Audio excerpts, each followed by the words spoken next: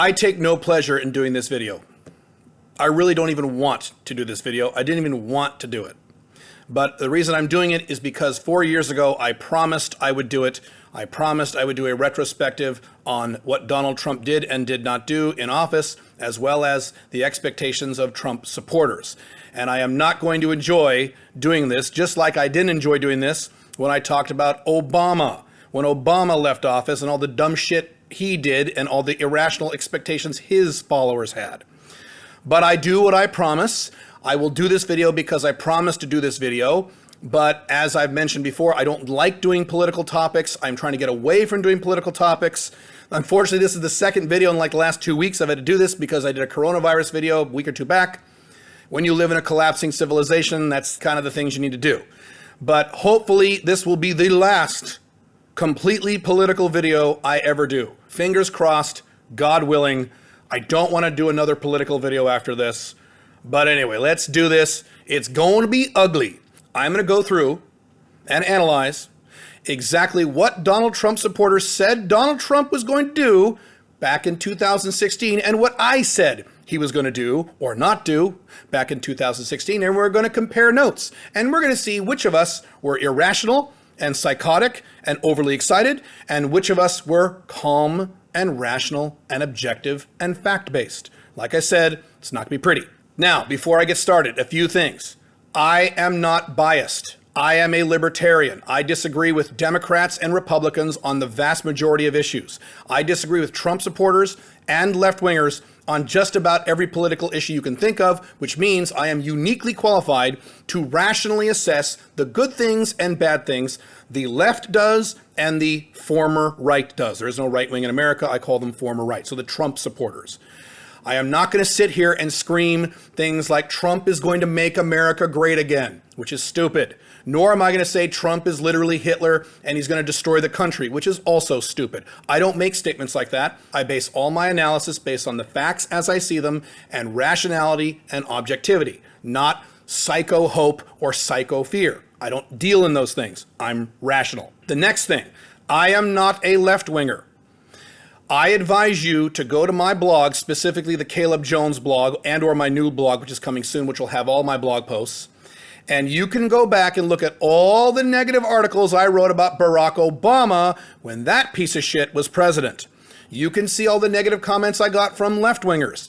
I got death threats in my email from Barack Obama supporters when I was pointing out facts about Barack Obama. I have never voted for a Democrat in my entire life, unlike Donald Trump, who voted for Democrats most of his life. And I never will. Again, I'm objective. So if you're going to call me a socialist or an SJW or a leftist, you're barking up the wrong tree. I hate big government more than you do as a Trump supporter, and I'm going to prove that in this video. I can't stand the left. I disagree with the left on just about the modern day left now on just about every political issue there is. Sorry, that's not going to work. I'm objective. Next point I have to make before I go through this. What you are going to see in this video, most likely, you can watch the comments and let's see if I'm right. You're going to see Trump supporters make their standard response whenever I point out something negative and factual about Donald Trump. For 4 years, I have been pointing out the negatives of Donald Trump sporadically, and every time I do, the Trump supporters come out and say their standard line. This is their standard response, and the standard response is, Hillary would have been worse. Or what am I supposed to do? Vote for Hillary? It's always some variation of Hillary would have been worse. One of the primary reasons that the United States is in a state of collapse and now cannot be saved, one of the primary reasons, I would say one of the top 3 reasons why that is because Americans, both the left and the right, the Democrats, Republicans, everybody, are addicted to a disease called lesser evilism. That is, we must vote for this evil, terrible, awful person who will destroy our country because this person is worse. People have been doing that for 32 years. Voting for the lesser of two evils is valid if it's something unusual. If it's an unusual one-time scenario, you have to do it, so you vote for the less bad person, and then the next election you go back to voting for normal people who are good or bad or variations of good. Lesser evilism is a terrible idea if you do it in literally every presidential election for the past 32 years.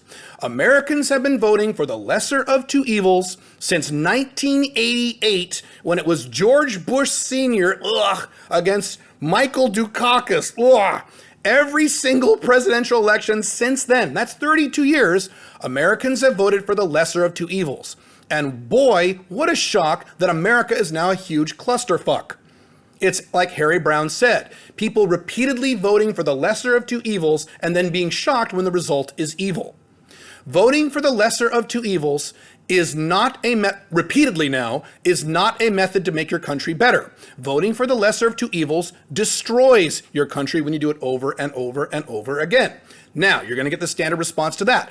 Well, you know, we have to live in the real world. We only have two choices. And the reality is we have to pick between Biden or Trump, or Hillary and Trump, or Obama and Romney, or whatever it is. It doesn't matter. We have to be realistic and we have to pick one. That's our only option. Wrong. That is not your only option. This is not an analysis on election strategies, but very quickly, you have other options besides voting for the lesser of two evils. I don't vote for the lesser of two evils. How do you explain me? Option one is you do what I've done. You don't vote, and instead you focus all that negative energy you have in politics into your own life. Building your Alpha 2.0 business, building up your woman life, taking care of yourself and your family if you have one. One of the many reasons I live a great life is because I don't give a fuck about politics.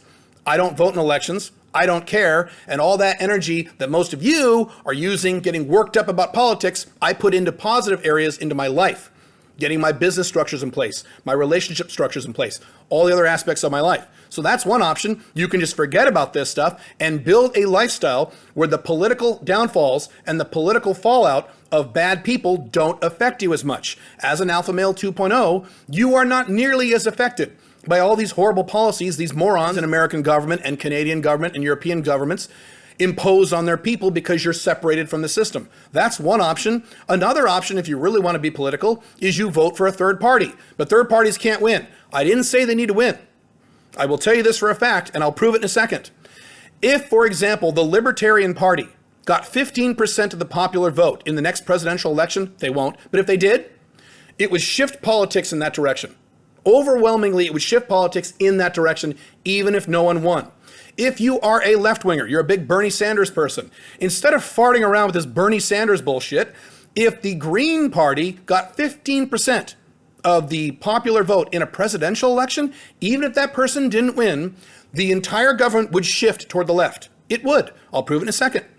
If you are a quasi-right-winger, there's no such thing as right-wingers anymore, but if you are a Trump supporter, right-winger, into traditional values and nationalism and things like that, you should be voting for the Constitution Party. If the Constitution Party got 15% of the vote in any presidential election, without anyone winning from that party, it would shift politics in that direction. Not massively, but it would shift it. Then you could do it again, and do it again, and do it again. How do we know this? Ross Perot, who was not a Democrat or Republican, he was a third-party candidate in 1992, got 19% of the popular vote. What happened? For those of you who are my age or older, you probably remember what happened. If you're young, you probably don't know what happened. Let me explain it to you. Ross Perot, his entire thing, his entire topic, he would go on TV and talk about these graphs and charts. His entire thing was the deficit, the deficit, the deficit, the deficit. That's all he talked about was the deficit. It's way too big. He said, correctly, you guys can't keep spending all this fucking money. You're going to bankrupt your country. You're going to cause all kinds of problems. You've got to back off on the deficit. That's what he said over and over and over again. He got 19% of the vote and lost the election. What is the very first thing Bill Clinton, a left-winger, corporatist, but left-winger, what is the very first thing he did in office? He balanced the budget. The first time in decades. Why did he do that? Because Ross Perot got 19% of the vote. If you read Bob Woodward's book that he published back at that time, in the early 90s, I forget the name, people in Washington, the elites, were terrified that some third-party candidate got 19% of the vote. They were horrified. Oh my God, we've got to make sure we get people to vote for Democrats and Republicans again. So they leaned on Bill Clinton and his staff to balance the deficit, to balance the budget for the first time in decades. Something he would have never done if Ross Perot had not received 19% of the vote. So you can make changes in your country politically without voting for the lesser of two evils. That's number one. Number two, if I say, your president sucks, and I quote facts, if the first thing that falls out of your mouth is, well, the other person would have been worse, you just proved my point. You just agreed with me that your president sucks. Because if your president didn't suck, you could say, no, Caleb, you're wrong. My president is fantastic. Here's 3, 4, 5 things that he's done to make America great again. You can't do that. So instead you have to say, well, Hillary would have been worse. Now, by the way, this isn't a knock on Trump supporters. The fucking Obama supporters did the exact same thing when I bashed Obama. They said, well, you want Romney? Go back on my blogs and look at the comments. The comments are still there and they'll stay there forever. I want to show you what a rationality looks like. So those comments are still there. You want Romney? You probably want Romney. I can't believe you want Romney. I hate Mitt Romney. I would never vote for Mitt Romney. But these guys couldn't say anything positive about Obama, so they had to say, well, what am I supposed to do? Vote for Romney? Same thing with Trump supporters. When the first thing that falls out of their mouths are, well, I'm supposed to vote for Hillary. You just proved that Donald Trump sucks. So when you see the comments below from Trump supporters in this video saying, well, Hillary would have been worse. Were you supposed to vote for Hillary? That person just proved my point. So watch for it. Some people can't help themselves. They're going to say, but Hillary would have been worse. They can't control themselves. And again, it's not just Trump supporters. It's everybody, including Obama supporters. So just be aware of that. If you respond to the facts I'm about to give you in this video by Hillary would have been worse, you've just proven my point. You don't have to vote for the lesser of two evils, and you've just given evidence that your president really did suck. Now, here are the predictions I made. I'm reading them off another screen here. And I will link below in the articles in which I made these predictions. If you scroll to the bottom of the articles, you'll see the dates I made these predictions. Most of these predictions I made in 2016 during the presidential election between Hillary and Donald Trump. Matter of fact, the main article I wrote this was the name of the article I wrote in 2016, 4 years ago. Donald Trump wins and nothing significant will change. Was I right? Let's find out if I was right. First prediction I made, he will not build the wall. Did he build the wall? You Trump supporters screamed at the top of your lungs for 2 years. 2016, 2017. He's going to build the wall, build the wall. Did he build the wall? He didn't build the wall.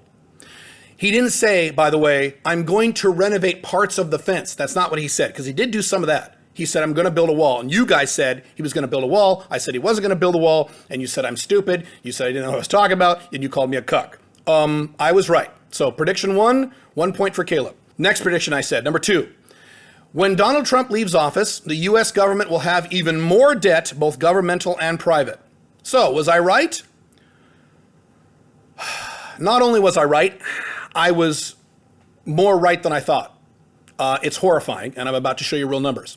In November of 2016, when I made that statement, the federal debt was $19.5 trillion, okay? I'm not even going to say what it is right now because that's coronavirus. So I'm going to be really nice and say, well, Caleb, you can't count coronavirus. First of all, you can count coronavirus. Donald Trump did not have to pump $5 trillion into the stock market to bail out rich bankers and rich Wall Streeters. He didn't have to do that. He could have let them crash. I would have done that. You need crashes. It's called capitalism. Crashes and recessions are healthy. You need them in a functioning capitalistic system. I've written many articles about that. It cleans out all the corrupt people and it cleans out all the idiots. And it brings in the competent people to manage that capital. Anyway, so let's not even go to the coronavirus thing. Let's instead compare the numbers to February of this year, 2020, before coronavirus started. So it was 19.5 trillion. The debt as of February 2020 is 23.4 trillion. It went up $1 trillion a year under Donald Trump. The federal debt has grown faster under Donald Trump than any other president in U.S. history. Let me say that again because I know it's painful to hear. The federal debt grew faster under Trump than any other president, including the Marxist, you guys called him a Marxist, Obama. You know, when Obama passed a spending bill of $1.2 trillion, many of you Trump supporters screamed bloody murder and called him a Marxist. When Trump in 2018 passed a spending bill of $1.8 trillion in new spending, you guys didn't say a word. You guys didn't care. I know you don't care how big the government gets as long as Donald Trump pisses off the left. I understand that, but that's the prediction I made. By the way, would you care to know what the debt is now after coronavirus? Guess what it is now? $27.2 trillion. As a matter of fact, the debt under Trump went to 20 trillion. I wrote about it in my blogs. Then 6 months later, it went to 21 trillion, pre-coronavirus. Oh, by the way, the debt's grown faster under Donald Trump more than any other president in American history, pre-coronavirus. If you don't even count the $5 trillion they pumped into the stock market before Corona, if you don't even count that, he is still, in terms of government deficit spending, the biggest big government president in our lifetimes, in all of history. So was I right? Yes, I was right. Prediction correct. Next prediction I made. The federal government will be spending even more money than it is spending in 2016. Was I right? Well, I just proved that I was right, but let's give some more numbers. In 2016, the federal government spent $4.0 trillion. In 2020, it's not the end of 2020 yet, this is an estimate, but it's a close estimate, around $4.5 trillion. And that doesn't count the trillions of dollars the Federal Reserve has pumped into the stock market. It doesn't even count that. So if you don't even count that, it's gone up by $500 billion a year. Spending under Trump went up, just like I knew it does. How come I knew it would go up under Donald Trump? Because spending under Republicans always goes up. Republicans are for big government. I've written several articles about this. Okay, so was I right about that? Yeah, I was right about that. Third one I was right about. Okay, let's keep going. Fourth prediction I made. The U.S. economy will not be significantly improved from 2016 levels, and it will remain around the same. Now, the first thing a lot of Donald Trump supporters are going to respond with is the stock market. The stock market, the Dow Industrial Average, is not an indication of how well the economy is doing. It's at record highs this year, while a third of the United States can't pay their rent.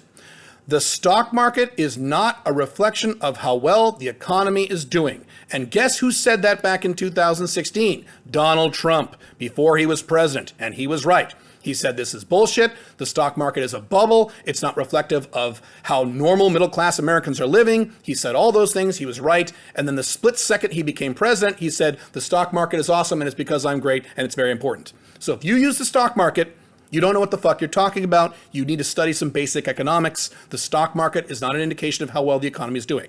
Now, in order to prove or show where the economy is going, that's very complicated. I could do probably an entire video on that. I'm just going to summarize with 2 or 3 basic numbers that I found. So first number that people like to use is GDP growth, which I don't like because that includes government growth, but I'm going to include that because that's what people like. So GDP growth in 2017 was 2.2%. It went up to 3.1% in 2018, and then it went back down to 2.3% in 2019. God knows what it'll be in 2020 because of coronavirus, but again, more or less the same. No significant improvement under Trump. Wage growth, that's an important one. How are our wages growing? So before inflation, these are pre-inflation numbers, so it means you got to drop these numbers lower. But before inflation, wage growth in 2015 was 3.4, okay? In 2016, it dropped to 1.3 just for that year. It immediately went back up to 3.6 in 2017. And in 2019, it's 3.8. So 3.8 versus 3.4, about the same. No significant improvement under Donald Trump. Did Trump make America great again? Yeah, okay. So, next thing. Next prediction I made.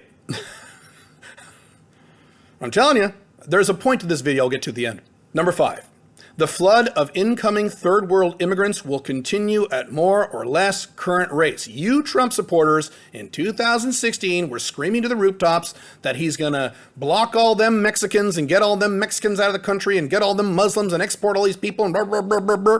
Did he do that? Did he do that? Would you like to take a guess as whether or not he did that?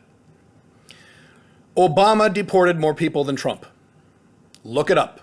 Now, you might say Obama was president for 8 years. Trump was only president for 4. My understanding of the numbers, and correct me if I'm wrong on this, but I'm pretty sure I'm right about this, you can take any contiguous 4-year period of Obama's presidency, and he deported more people in those 4 years than Trump did. Deportations went down under Donald Trump. Now, for the record, I don't care. I'm a libertarian. I don't care about immigration. You can have all the foreigners move to your country you want as long as you don't give them any welfare dollars and as long as you stop bombing other countries. I've talked about that in detail before, so I don't care about this. But you Trump supporters are really big on this stuff. And you were convinced he was going to stem the tide of all these third world immigrants. Here's some more numbers, if you want some more numbers. According to the Pew Research Center, immigrant share of population reaches all-time historic high under Donald Trump, dated 2020. U.S. foreign-born population reached a record 44.8 million in 2018, which is 13.7% of the population. The last time it was that high was the 1890s. So under your nationalist Donald Trump, under your America First, Make America Great Again, I'm sorry, I can't help laughing. Make America Great Again, Donald Trump, who's going to get rid of all the foreigners and bring back all the manufacturing jobs. Oh, God. Foreign-born citizens or residents of the United States is at an all-time historic high. The last time you have to go back to that much was in the late 1800s when you had the floods of people coming into New York City. So was I right about that? The flood of incoming third world immigrants will continue at more or less current rates? Yes, I was correct on that prediction too. Last prediction I made is he will not stop the foreign wars. A lot of you Trump supporters said, oh no, Trump's for America first. He's going to stop all this bullshit. We shouldn't be in Afghanistan. We shouldn't be in Iraq. He's going to bring all the troops home, and he's going to bring all that money home, and he's going to bring it home, and he's going to build bridges and roads and infrastructure, and he's going to make America great again. How many wars did Trump stop? Obama had 7 wars. So what Obama did is he took Bush's 2 stupid wars and turned them into 7 stupid wars because Obama is a warmongering maniac. What did Trump do? How many of Obama's 7 wars did Trump cancel? 3? 4? 2? No, 0. Matter of fact, he added one. -1. We are now bombing Niger. Why the hell are we bombing Niger? We're bombing Niger. So now we have 8 stupid wars. Now, by the way, some of you are going to say, but Caleb, he drew down the troops in Afghanistan. Let me explain mathematics to you. If there's 8,000 American troops in Afghanistan, and now there's 4,000 American troops in Afghanistan, did Trump end the war in Afghanistan? No. Okay, sorry, he didn't end a single war. As a matter of fact, the very first thing he did as president, I wrote a big article about this at the time, was he bombed Syria for literally no reason.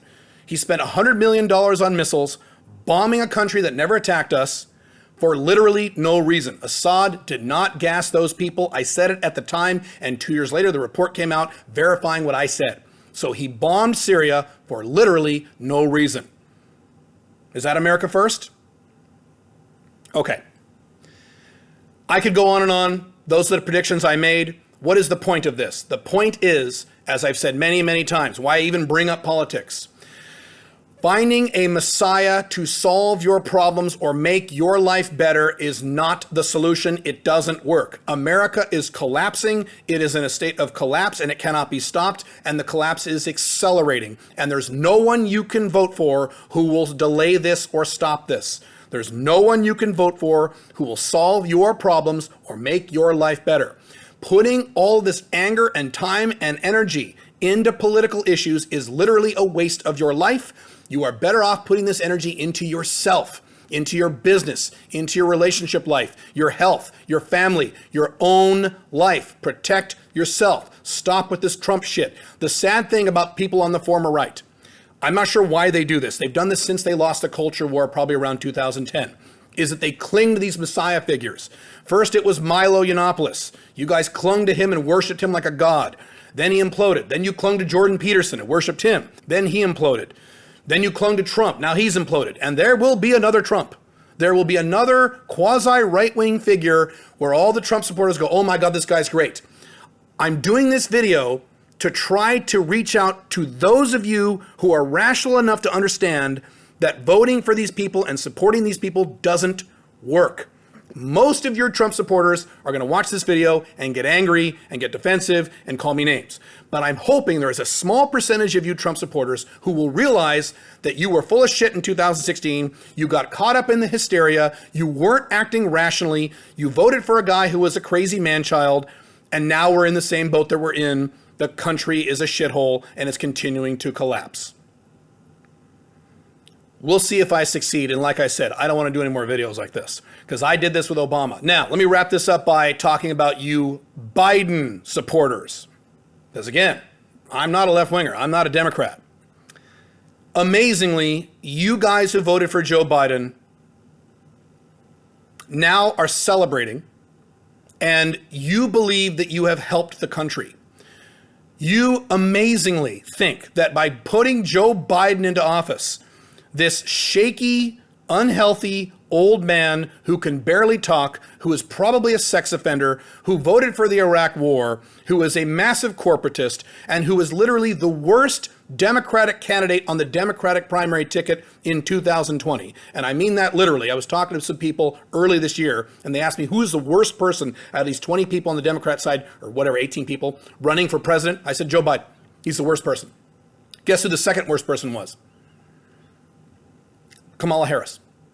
That was the second worst person. You have now elected this guy. You have now put this guy in charge of the country.